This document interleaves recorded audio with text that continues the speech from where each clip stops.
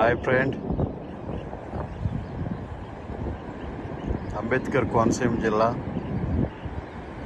అంతర్వేది దేవస్థానం. ఇది బంగాళాఖాతం. ఎప్పుడు కూడా నిత్యము భక్తులతో మరి స్నానాలు చేసే ఈ యొక్క స్నానాల రేవు.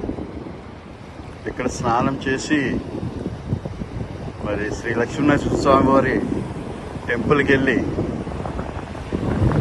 అక్కడ స్వామివారిని దర్శించుకునే ఈ యొక్క బంగాళాఖాతం.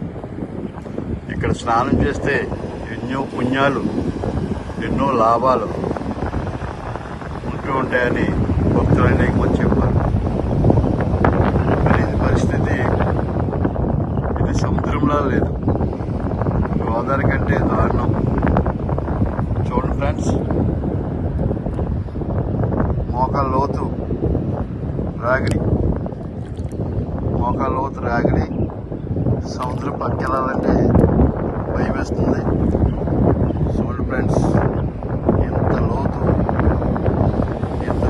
ఉండే రాగిడి ఎప్పుడు కూడా జీవితంలో కనీ విని ఎరగలేము. మేము ఇక్కడే పుట్టాము, ఇక్కడే పెరిగాము, కానీ ఎప్పుడు కూడా ఈ విధమైన రాగిడితో మోకాళ్ళ లోతు పైనే మరి ఇక్కడ ఇలాగా వేయటం, ఈ సముద్రం ఇంత నిమ్మలంగా అయిపోవటం చాలా విచిత్రకరంగా ఉంది. సముద్రం చాలా వెనక్కి వెళ్ళిపోయింది.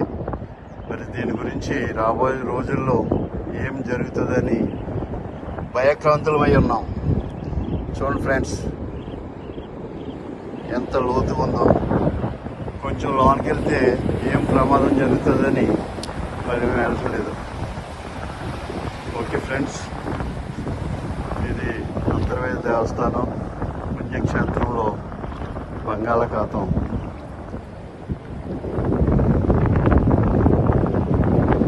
ఒక్క వాగు కూడా లేదు.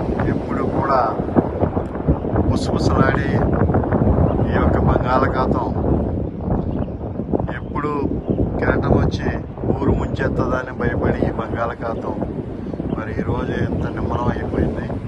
చూడండి ఫ్రెండ్స్, ఒక పక్కన చూస్తే మరి గోదావరి చాలా ఉధృతంగా ఉంది.